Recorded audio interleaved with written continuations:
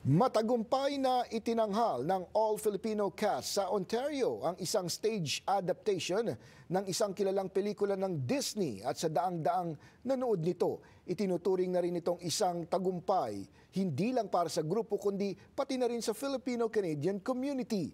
Narito ang report ni Teresa Redula.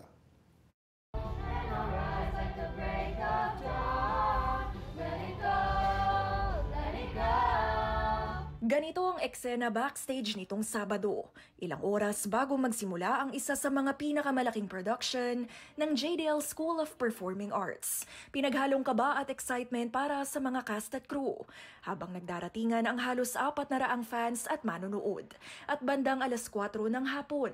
But it's okay, you can just unfreeze it. No, I can't. I don't know how. Sure you can. I know you can. I'll help you.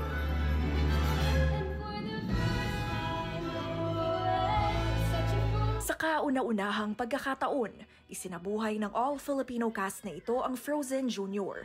Nahango sa sikat na pelikula ng Disney noong 2013, kwento ng true love and acceptance sa pagitan ng dalawang magkapatid. I can relate to Elsa as like an older sister because I'm an older sister myself, but playing the role of Anna is pretty fun too. My favorite part is honestly just like her overall personality, like her positivity, her courage to like find her sister and everything. That's what I like about playing the character. Letting go of myself and trying to show just the character Elsa. They don't want to see me on stage, they want to see Elsa, so that was the biggest challenge. There's one part in Let It Go that you guys might see if you watch it, so I can't wait.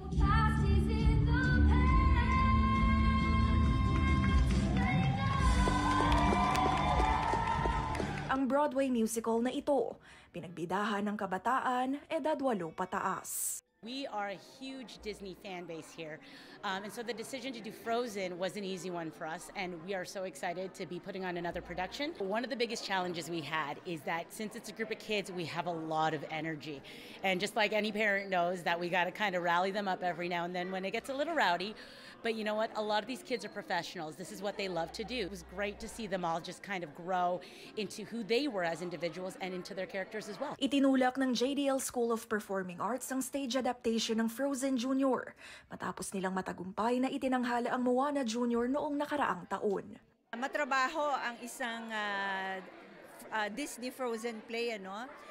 There's a lot of work involved, but I have the help of the mentors, of course, at JDL, with the help of the parents as well. So I wouldn't have done it kung hindi rin sa tulong nila. As you can see, JDL Performing Arts is a Filipino performing arts school. So I'm proud to say that the cast is an all-Filipino cast. So that alone is we're proud as Filipinos to have this kind of musical play. Sold out ang dalawang show ng Frozen Jr. nitong Sabado na itinuturing na tagumpay para sa mga Pilipino. Ang suporta ng komunidad, nakakaengganyo para sa mga susunod na proyekto ng kanilang grupo.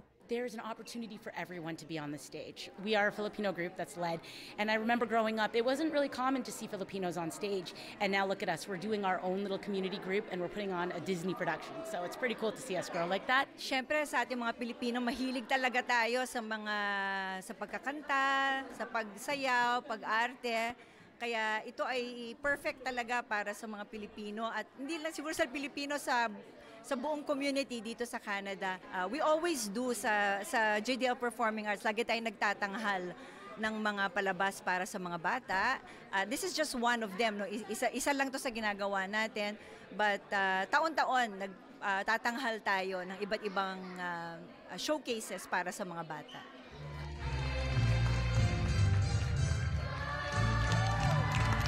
Teresa Redula, Omni News, Toronto.